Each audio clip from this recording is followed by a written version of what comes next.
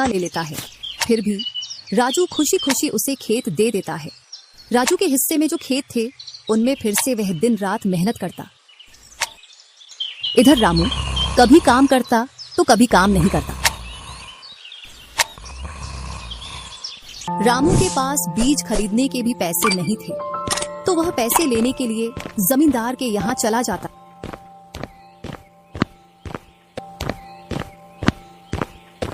जमींदार जी, कुछ पैसे उधार चाहिए थे जिससे मैं अपने खेतों के लिए बीज ले आता और फसल आने पर मैं आपको पैसे लौटा देता। क्यों नहीं भैया, लेकिन आपको 2% ब्याज देना पड़ेगा। जी जमींदार जी, मैं ब्याज दे दूंगा। जमींदार रामू को पैसे दे देता है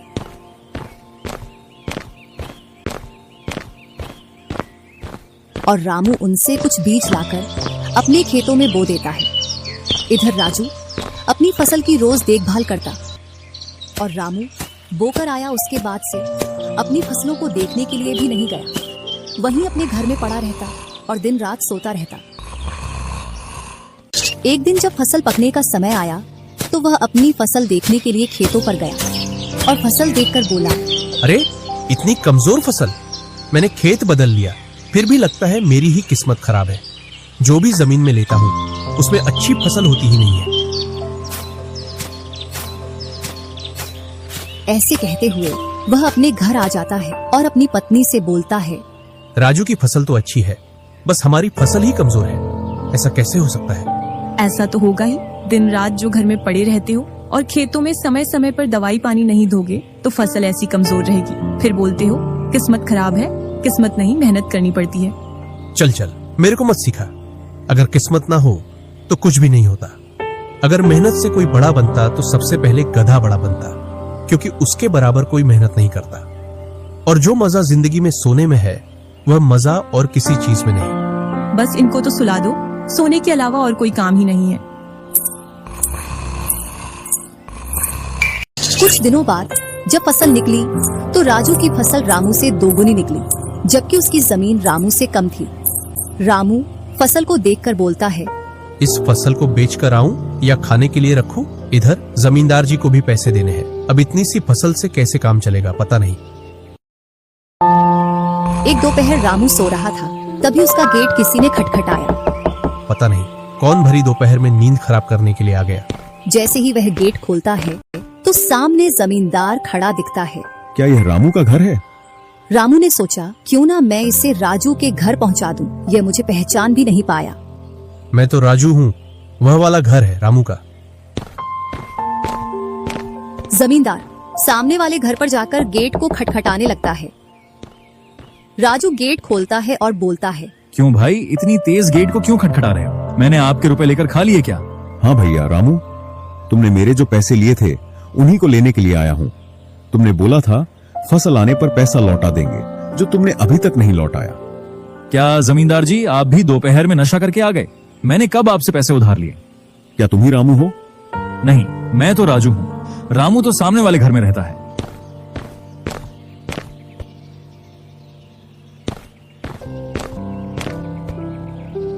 भरी दोपहरी में जमींदार का सर चकरा जाता है और वह अपने घर चला आता है और घर पहुंचकर मुनीम से बोलता है, ऐसा लगता है मुझे कि जो पैसे रामू के दिए थे वह पैसे अब लौट कर नहीं आने वाले। क्यों, ऐसा क्या हुआ जो पैसे वापस नहीं आ रहे हैं? रामू और उसका भाई दोनों हमशक्ल हैं और दोनों बोल रहे हैं कि रामू वह है, रामू वह है। और उन दोनों ने दोपहर भर मुझे इस घर से उसे घर दौड़ाया। जमींदार जी, पैसे निकालने की मेरे पास एक स्कीम है। बोलो, कौन सी स्कीम है? मुनीम जमींदार जी के कान में पूरी स्कीम बताता है। दूसरी सुबह, इतने कम पैसे? इन पैसों में तो 2 वक्त का खाना भी नहीं मिलेगा। आप मुझे बहुत ही कम पैसे देते हैं। मैं इतनी मेहनत से लकड़ियां काट कर आता हूँ, लेकिन उनके पैसे मुझे बहुत कम मिलते हैं। भैया, तुम्हारी लकड़ियां होती ही इतनी कमजोर हैं कि मैं इससे ज्यादा पैसे नहीं दे सकता। तुम्हारी लकड़ियों के बस इतने ही पैसे बनते हैं। अरे भैया, कुछ ज्यादा कर दो ना। वो क्या है ना कि इन पैसों का तो कुछ भी नहीं आता। मैं अपनी जिंदगी कैसे गुजारूंगा? भैया, तुम जाकर अच्छी लकड़ियां लाओ, तभी इन लकड़ियों का अच्छा दाम मिल पाएगा। वरना इन लकड़ियों का तो यही दाम है। ये सुनकर मरचू बहुत ज्यादा परेशान हो गया और पैसे लेकर किराने की दुकान से सामान खरीदकर घर आ गया। घर पहुंचते ही मरचू की पत्नी सीता ने कहा, अरे जी, सामान ले आए आप? हाँ जी, सामान ले आया हूँ। सीता के चेहरे पर खुशी छा जाती है, लेकिन जब उसने सामान देखा, जी, इसमें तो बहुत थोड़ा सामान है। हाँ सीता, मुझे पता है कि यह सामान बहुत थोड़ा है, लेकिन मैं क्या करूं? मेरे पास जितने पैसे थे मैं उतने का ही सामान लेकर आ गया हूँ। इस तरह हमारा गुजारा कैसे हो पाएगा जी? आपको तो पता ही है कि हम कितनी मुश्किलों से गुजारा करते हैं। हाँ हाँ, मुझे पता है, लेकिन मैं कर भी क्या सकता हूँ? मेरे पास इतने पैसे ही नहीं कि हम एक अच्छी जिंदगी गुजार सकें। इतनी मेहनत कर रहा हूँ, लेकिन फिर भी मेहनत का फल नहीं मिल रहा। इतनी मेहनत से अच्छी लकड़ी काट कर आता हूँ, लेकिन मुनासिब दाम नहीं मिलता। मैं तो बहुत परेशान हूँ। क्या करूं? कहाँ जाऊं? अरे जी, आप परेशान न हो, आप कोई और काम देख लें। मैंने कई बार काम तलाशने की कोशिश की, पर किसी ने भी मुझे काम नहीं दिया। ये सुनकर सीता भी काफी ज्यादा परेशान हो गई। मरचू से सीता की परेशानी नहीं देखी गई। उसने अपनी पत्नी सीता से कहा, मैं फिर से जंगल की ओर जा रहा हूँ। अरे जी, अभी मत जाइए ना, वैसे भी शाम हो रही है। आप कल चले जाइएगा, अभी मत जाइए। ठीक है, अगर तुम रोक रही हो तो मैं नहीं जाता, मैं कल चला जाऊंगा। इसके बाद मरचू गांव में घूमने के लिए चला गया। तभी उसे एक आदमी मिला और उसने कहा, कहाँ जा रहे हो भैया? और सुनाओ, क्या हाल चाल है? जिंदगी कैसे गुजर रही है? अरे भैया, तुम्हें तो पता है कि लकड़ियां काटकर कैसे गुजारा होता है। हाँ भैया, तुम सही कह रहे हो। और आसपास के जंगलों में अच्छी लकड़ियां भी नहीं है। इसके लिए तो जंगल के अंदर जाना पड़ेगा। पर जंगल के अंदर तो काफी सारे जंगली जानवर होंगे। मुझे बहुत डर लगता है भैया, मैं जंगल में कैसे जाऊंगा? हाँ भैया, जंगली जानवर तो होंगे, लेकिन अच्छी लकड़ियां तो वहीं से ही मिलेंगी।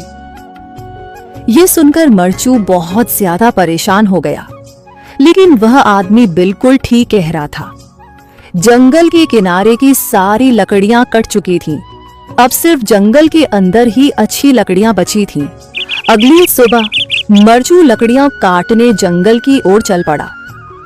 जंगल में आने के बाद मरचू ने कहा, अरे, यहाँ पर तो लकड़ियां ही नहीं हैं। वो आदमी सही कह रहा था, लकड़ियों के लिए तो जंगल के अंदर ही जाना पड़ेगा। पर जंगल के अंदर जाना क्या सही रहेगा? मुझे तो बहुत डर लग रहा है, क्योंकि वहां पर तो काफी सारे जंगली जानवर होंगे जो खतरनाक होंगे। अगर आज मैं जंगल के अंदर नहीं गया तो मैं आज घर पैसे लेकर नहीं जा सकूंगा, और फिर जब पैसे नहीं होंगे तो गुजारा कैसे होगा? मरचू जंगल के बाहर खड़ा सोचता ही रहा और फिर उसने सोचा, अरे, यहाँ पर भी कोई मजबूत पेड़ दिखाई नहीं दे रहा जिससे मैं लकड़ियां काटकर घर ले जा सकूं। लगता है और अंदर जाना पड़ेगा। यही सोचकर मरचू जंगल के अंदर चला गया। अंदर जाने के बाद उसने इधर उधर पेड़ देखे, पर उसे कोई भी अच्छा पेड़ दिखाई नहीं दिया। यह सोचकर मरचू जंगल के और अंदर चला आया।